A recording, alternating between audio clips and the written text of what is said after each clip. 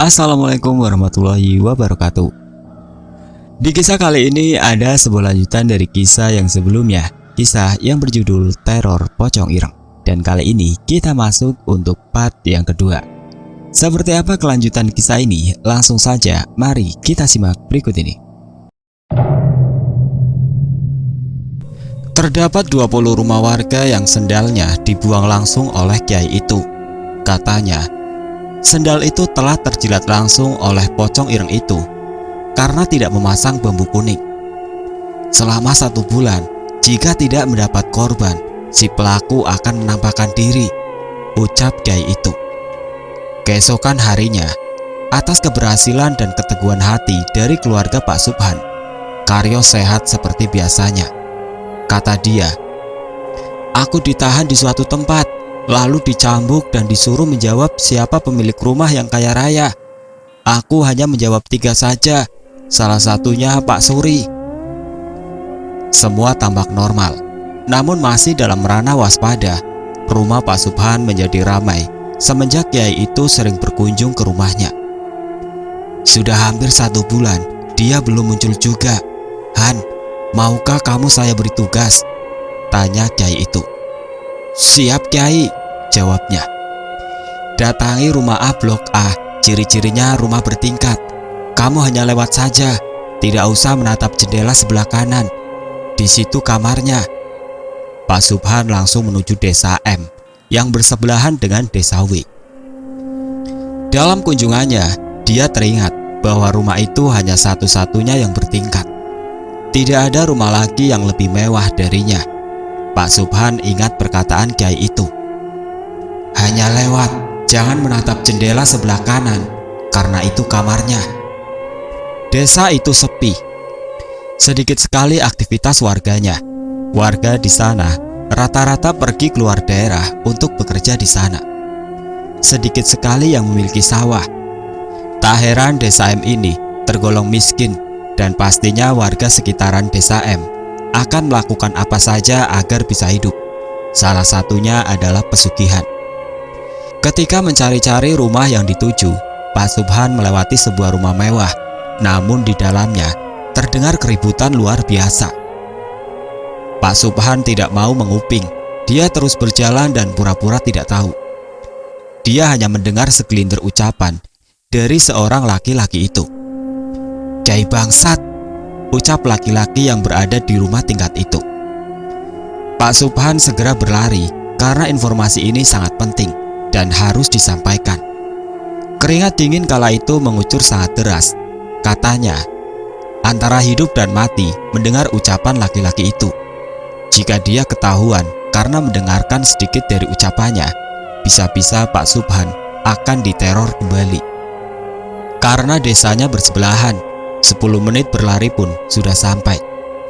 "Sudah ketemu?" tanya kiai itu. "Sudah Kiai," jawabnya. "Istirahatlah, besok rumah itu akan terbakar. Tapi sebelum itu, dia akan datang ke sini untuk menyerang lagi," ucap kiai itu. "Mau apa lagi Kiai?" tanya Pak Subhan. "Menghancurkan," ucap kiai itu. Selepas itu, kiai itu mewajibkan untuk memasang bambu kuning di setiap rumah. Bukan hanya kepada rumah yang arahnya menghadap barat, tapi seluruh rumah. Katanya, pocong ireng itu akan meneror dan melakukan apa saja agar bisa mendapatkan korban. Semua pintu ditutup. Seluruh barang seperti sendal, baju, handuk, sepeda motor, atau apapun dimasukkan ke dalam rumah. Uniknya, rumah zaman dulu tampak depan sempit, ketika masuk ke dalam luas. Beberapa warga lainnya memilih untuk menemani Pak Subhan dan Pak Kiai yang sedari tadi menunggu kedatangan pocong ireng itu. Seluruh rumah telah mematikan damarnya. Hanya 1 damar yang menyala, rumah Pak Subhan seorang. Bambu kuning berjajar rapi di depan rumah. Tangisan bayi di malam hari memecah kesunyian malam. Sepertinya pocong ireng itu benar-benar datang. Kambing milik Pak Doyo memekikan suara sautan tanda bahaya. Hewan-hewan di sekitar desa W seperti memberikan sinyal akan kedatangan pocong ireng itu. Dia akan datang membawa dendam padaku. Aku telah menggagalkan pesugihannya, ucap Kiai itu. Pak Subhan menengok orang rumah. Ternyata sudah pada tidur. Karyo tidur bersebelahan dengan istrinya, Bu Cici, di kamar depan. Saudara-saudara yang ikut serta dalam membacakan Al-Quran untuk Karyo sudah pulang sebelum teror pocong ireng ini muncul lagi. Semuanya aman, tinggal melihat langkah apa yang akan diambil oleh pocong ireng itu. Tepat ketika bulan purnama berada di atas kepala, sinarnya menerangi rumah warga, pepohonan. Pocong ireng itu muncul di pohon pisang dekat rumah Pak Suri, pemilik sawah yang amat luas. Kiai itu segera membacakan sesuatu di tasbih miliknya. Apakah semua rumah terpasang bambu kuning? Jika belum, segera dipasangkan, saran Kiai itu. Sudah Kiai, jawab warga. Pocong ireng itu menghilang. Tampaknya dia menuju pemukiman warga. Namun sayang, usahanya sia-sia. Seluruh rumah telah terpasang bambu kuning. Tidak ada satupun celah untuk masuk dan menjilati atau meludahkan air liurnya kepada barang apapun. Pak Kiai, sudah selesai? Tanya Pak Subhan. Tunggu sampai pagi. Semua berjalan dengan lancar hingga adzan subuh menggema. Suara kentongan yang terbuat dari bambu telah dipukulkan oleh beberapa warga. Pocong ireng itu gagal mengambil korbannya. Pagi harinya, banyak warga M yang keluar rumah untuk memadamkan api di rumah tingkat yang pernah dikatakan oleh Kiai itu. Rumah itu adalah pemilik pocong ireng sebagai pesugihan. Sempat beredar juga, pemilik pocong ireng yang berinisial S ini menolak untuk menukarkan keluarganya demi tumbal yang harus diserahkan selama 1 bulan terakhir. Sebagai gantinya, rumah itu terbakar karena menolak perjanjian yang harus disepakati. Rumah dan segalanya yang ada di dalamnya merupakan hasil pesugihan. Tak ada yang tahu bagaimana nasib pemilik pocong ireng itu yang berinisial S. Namun kabarnya pernah bermunculan kembali di awal tahun 2002, namun dengan sudut pandang yang berbeda. Segala sesuatu yang dikerjakan dengan perbuatan di luar norma kehidupan, alam, dan agama, maka kehancuran yang akan didapatkannya. Cerita pocong ireng juga ada versi Banjarnegara. Banjarnegara tahun 1992, Desa K. Jika ingin melihat keindahan desa ini, lihatlah sungainya. Cahaya matahari yang terpantulkan ke sungai itu akan menciptakan goresan pelangi di sisi sungai. Mungkin beberapa warga Banjarnegara tidak asing dengan kata Sungai Serayu. Sungai nan indah dan menyegarkan mata ini sebagai pokok utama mata pencarian desanya. Udang dan ikan yang melimpah menjadikan warganya tiap kali berburu mencarinya untuk dijadikan lauk pauk atau sekedar dijual kembali ke pasar. Pesonanya yang indah menjadikan sungai ini seringkali menjadi pusat pariwisata dengan arum jeramnya yang menantang nyali. Namun, pernahkah berpikir, dahulu sekali sungai ini sempat diisukan dengan awal kemunculan dari pocong ireng? Ayamku hilang terus, siapa yang ambil? Ucap Pak Agi sambil melihat posisi kandangnya yang telah terbuka semenjak pagi tadi. Bulu-bulu ayam berserakan di sekitaran kandang. Walau hanya satu saja yang tergondol maling, namun sudah 2 pekan terakhir, ayam di desa K kerap kali kemalingan. Warga mengira ayam yang menghilang dimangsa musang yang lapar, atau ular yang berseliweran di sekitaran pepohonan kelapa. Namun tidak ada tanda-tanda tercabiknya ayam itu, baik darah yang berceceran, atau suara ayam di pagi hari, sekitar jam 3 pagi waktu Indonesia Barat. Hilang lagi, maling itu, tambah Pak Koko. Ayammu habis berapa? Tanya Pak Agi. Sudah habis, kesal Pak Koko. Saya sisa kotorannya, mau, canda Pak Agi. Mitos hilangnya ayam ini diduga-duga bersamaan dengan kemunculan makhluk yang tidak kasat mata, berbadan besar, dengan taring dan cakar yang pernah muncul di Sungai Serayu. Dimakan sama gede dhuwur kayaknya, ucap Pak Koko. Tidak mungkin, itu ayam tidak bunyi, sanggah Pak Agi. Namun Pak Agi dan Pak Koko tidak ada keinginan melapor ke balai desa. Kesannya sangat lebay jika dibesar-besarkan. Zaman dulu sangat menjaga citra apabila ada kehilangan, tidak mempersulit, walaupun dampaknya terkena dirinya sendiri. Tapi benar-benar mandiri dan tidak sepenuhnya masalah dilimpahkan kepada balai desa. 2 pekan berlalu, isu kehilangan ayam sudah dirasakan oleh Pak Kepala Desa sendiri. "Ayamku kok habis?" ucapnya. Semua warga mengira ayam yang diambil adalah ayam yang layak dijual ke pasar. Akhirnya, atas kesepakatan bersama, Pak Kades mengimbau kepada seluruh warganya agar diterapkannya sistem penjagaan di tiap malam hingga pagi hari sampai subuh berkumandang. Alasan diterapkannya penjagaan itu agar misteri tentang hilangnya ayam di desa K bisa diketahui dengan gamblang dan jelas. Hal ini berlaku kepada seluruh desa di sekitarnya juga, karena isu ini sudah tersebar luas. Lalu, mengapa waktu subuh menjadi patokan? Jawabannya sederhana.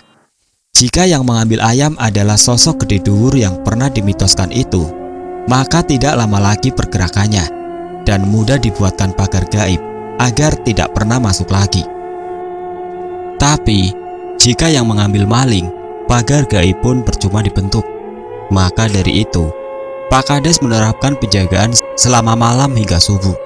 Targetnya adalah menangkap peneror kehilangan ayam yang telah meresahkan warga desa K itu sendiri.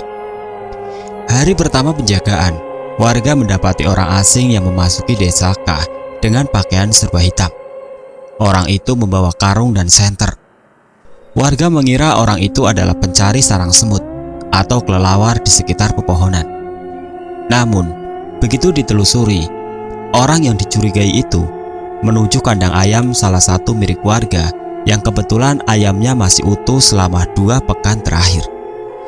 Warga yang mengetahui itu segera meneriakinya, "Garong, maling!" Warga yang berteriak dahulu sebelum bertindak memberikan kesempatan maling untuk berlari sebelum tertangkap basah. Hari pertama dirasakan sangat sia-sia. Ungkapan memperbanyak kerja dibanding ucapan terbukti ampuh dalam menyelesaikan masalah ini. Kegagalan itu menjadi kekalahan pertama desa K. Mereka menyesal dan mengadukan hal ini kepada Pak Kades. Pak Kades yang mengetahui ada pergerakan maling akhirnya mencari tahu lebih dalam mengenai terakhir kali maling itu menghilang. Warga menjawab secara serentak, "Sungai Serayu," ucap mereka. "Penjagaan tetap dijalankan, jangan sampai ada kesalahan. Usahakan bergerilya agar tidak mencirikan penjagaan ini masih berjalan," ucap Pak Kades. Strategi ini dinilai sangat ampuh dengan kondisi sekitar yang rata-rata pepohonan kelapa yang tumbuh tinggi. Dengan memaksimalkan situasi, seharusnya maling bisa tertangkap jika cara ini direalisasikan di hari pertama penjagaan. Namun maling itu tidak berkunjung lagi. Pak Kades meminta untuk bersabar dan terus melakukan penjagaan. Siapa tahu malingnya muncul di saat penjagaan dalam keadaan lowong. Hingga hari ketiga, hasilnya tetap nihil. Tepat di hari keempat, maling yang telah lama tidak menyentuh tanah basah yang tersentuh tetesan hujan, malam tadi muncul dengan pakaian dan perlengkapan yang sama. Warga telah mengetahui maling itu bakal datang di hari itu karena musim penghujan mulai datang. Sepertinya ini adalah kesempatan emas bagi mereka agar menangkap maling ayam yang sempat meresahkan warga ini. Maling itu tampak sempurna. Seperti telah ahli, langkahnya mengendap, pelan tapi santai. Sesekali tatapannya menengok kanan kiri, depan belakang. Semuanya terasa aman, padahal warga sedang bergerilya di dekat pohon kelapa. Ketika maling itu hendak mengarungi ayam yang berada di kandang, ayam itu memengkikan suaranya. Maling itu shock dan memblester mulut ayam itu dengan cepat, lalu dimasukkannya ke dalam karung yang telah lebih dulu disiapkan. Warga yang telah geram melihat tingkah maling itu masih bergerilya di balik pohon kelapa. Mereka menunggu aba-aba untuk mencegatnya. Serasa sudah selesai, maling itu menengok kanan kiri, depan belakang, sekitaran. Hatinya mulai tidak tenang. Ketika hendak memutar balik ke arah yang berlawanan, para warga keluar dari tempat persembunyiannya. Terjepitlah maling itu tepat di tengah-tengah keramaian warga. Total 15 orang yang mengerumuni maling itu. "Sudah, tidak usah banyak omong, bunuh," ucap warga yang sudah lebih dulu kesal. Para warga menghakimi maling itu tanpa lebih dulu diinterogasi oleh Pak Kades. Mereka menghantam, memukul, menendang maling itu tanpa belas kasihan. Teriakan minta tolong, tangisan, jeritan, rasa sakit, semuanya menjadi hening di tengah malam yang semula damai. Kini menjadi malam akhir bagi perjalanannya. Darah berceceran di mana-mana. Matanya menghitam dan lebam. Tangannya masih meraba-raba karung yang telah diisi oleh ayam itu sendiri. Dari arah belakang, salah satu warga menghantam kepala maling itu dengan batu cadas. Kepala itu remuk, darahnya mengalir deras dan merambah ke tanah yang basah. Bau amis darah menggantikan bau embun di pagi hari. Maling itu mati di tempat. Malingnya mati, gila kamu, ucap warga. "Terus bagaimana? Jangan sampai ketahuan Pak Kades, bisa mati aku," ucap yang lainnya. Kebetulan waktu itu Pak Agi dan Pak Koko tidak mendapat jadwal menjaga, jadi kematian maling itu berhasil disembunyikan. Lalu, bagaimana cara mereka menutup kejadian itu dengan rapi? Karena sia-sia juga untuk memberitahu Pak Kades melihat resiko yang amat besar. Para warga membagi tugas. 5 orang pertama membereskan aliran darah yang merembes di tanah yang basah dengan memberikan tanah liat yang diambilnya dari sekitaran sungai Serayu. 5 orang kedua mencari kain kafan. 5 orang ketiga menguburnya. Mereka bekerja dengan cepat agar semua tertata rapi tanpa ada kecacatan sedikit pun. Namun, ada satu permasalahan yang sangat kompleks. Mereka tidak berhasil menemukan kain kafan yang digunakan untuk membungkus tubuh maling itu. "Kainnya mana?" tanya warga yang bertugas untuk mengubur maling itu. "Tidak ada, bagaimana ini?" Mereka kebingungan mencari kain kafan yang digunakannya untuk membungkus tubuh maling itu. "Plastik hitam besar," ucap warga. Mereka langsung mencari ke berbagai sudut kantong plastik yang dirasa bisa membungkus mayat si maling ini. Didapatnya kresek hitam itu dari salah satu rumah warga yang bisa digunakan untuk menaruh pupuk kambing. Kematian yang tidak tenang, prosesi penguburan yang tidak wajar, alat yang digunakan tidak berperi kemanusiaan. Bukankah hal ini yang menjadikannya membalas dendam? Maling itu dikuburkan di dekat sungai Serayu. Tanah yang digunakan untuk mengubur disiram oleh air agar tidak mencirikan seperti kuburan. Selain cerdas, mereka juga pintar dalam mengkondisikan suasana. Lalu, usut punya usut. Keluarga korban mengetahui tindakan kurang ajar di desa K kepada anaknya. Mereka menuntut balas. Mereka membalas dendam maling itu tepat 1 bulan setelahnya. Maling itu yang berkain kafan dari plastik hitam dijadikan objek untuk menuntut balas dan meneror para warga. Menurut pengakuan narasumber yang merupakan anak dari salah satu warga desa K, kejadian ini sudah sangat lama. Selama masa-masa setelah kematian maling itu, warga desa K didatangi berbagai macam sesuatu yang tidak mengenakan. Selain ayam, ternak lainnya juga mati mendadak. Sawah banyak yang gagal. Mata pencarian warga terputus dan muncullah satu sosok yang meresahkan warga. Pocong ireng itu menampakkan diri di antara pepohonan kelapa, tempat dia mengeksekusi secara sadis dan mengerikan. Hal ini menjadi puncak kecurigaan dari Pak Kades. Yang pertama, maling itu tidak tampak. Namun mengapa ternak banyak yang mati selain ayam? Yang kedua, sawah banyak yang gagal. Yang ketiga, teror pocong ireng menjadi-jadi. Apa yang dilakukan oleh warganya selama 1 bulan terakhir? Pak Agi dan Pak Koko yang rumahnya bersebelahan pernah mendapati pocong ireng itu sedang berdiri tegak di belakang pohon kelapa. "Pocong ireng, Dul!" teriak Pak Agi. Pocong ireng itu meneror 15 warga yang ikut dalam penghakiman dirinya. Dimulai dari mengetuk pintu di malam hari, menjilati seluruh sandal dan yang lainnya. Korban demi korban berjatuhan. Banyak dari mereka yang ketakutan jika berjalan di malam hari di dekat pohon kelapa. Pocong itu sering menampakkan dirinya di antara pohon kelapa yang berdekatan dengan tempat dia tergeletak kaku tak berdaya. Korban rata-rata anak kecil. Awalnya sakit panas, demam tinggi, lalu merasa takut dan melihat sosok itu berada di depan jendela sambil menggedor-gedorkan kepalanya. "Pak, itu namanya apa?" Sebelum meninggal, anak-anak desa K selalu mengucapkan ini. Tak terasa hampir 40 hari kematian maling itu, Pak Kades pun mendengar dari salah satu pengakuan warga bahwa maling itu telah dibunuh oleh 15 orang, yang anaknya sebagai korban teror dari pocong ireng itu sendiri.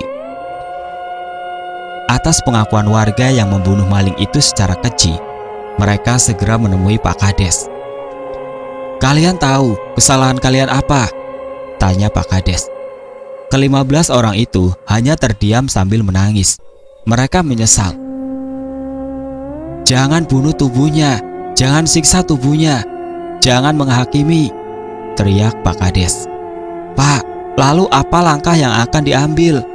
tanya Pak Agi. Pak Kades terdiam. "Hubungi Kiai A di desa B. Dia pernah mendapati kiriman seperti ini. Siapa tahu ada jalan keluarnya," pinta Pak Koko. Akhirnya mereka menyetujui untuk bekerja sama dengan Kiai A di desa B. Tujuannya adalah mencari pelaku atau dalang di balik kiriman pocong ireng ini. Kiai itu berhasil didatangkan sebelum azan maghrib tiba. Para warga segera mengikuti runtutan kegiatan yang ditetapkan Kiai itu. "Pocong ireng itu kiriman dari orang tua korban.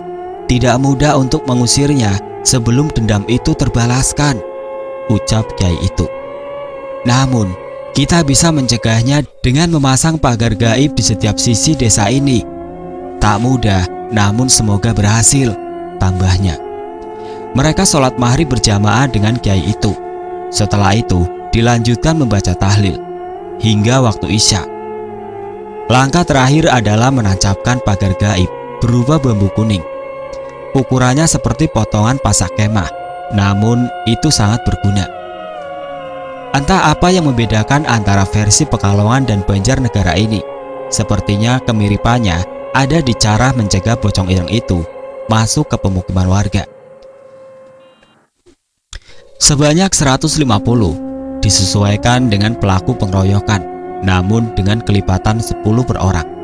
Bambu kuning itu ditancapkan di setiap sisi hingga menuju Sungai Serayu.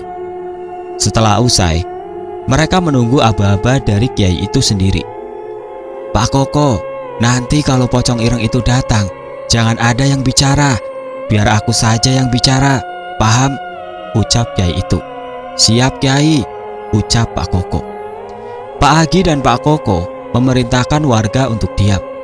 Tepat tengah malam, pocong ireng itu muncul.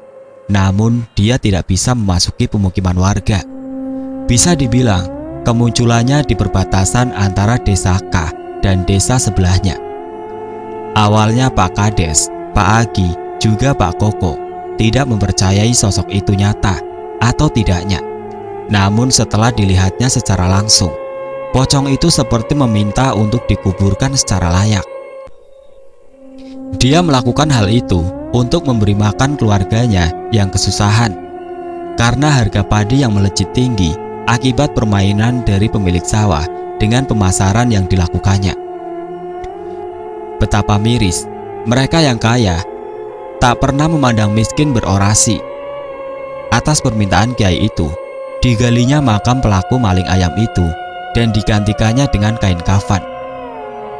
dilayakannya seperti manusia pada umumnya. Semenjak itu, isu pocong ireng ini tidak ada lagi, karena yang menjadikan pocong ireng ini beredar adalah karena permasalahan ekonomi. Mereka memberi ruang untuk melakukan pesugihan, sehingga pocong ireng ini bisa dikaitkan dengan pesugihan. Jangan menaruh sendal, pakaian, handuk, sepatu, sepeda, ataupun yang lainnya di luar rumah. Semua aturan tercipta karena ada pengalaman yang harus dijadikan pengalaman.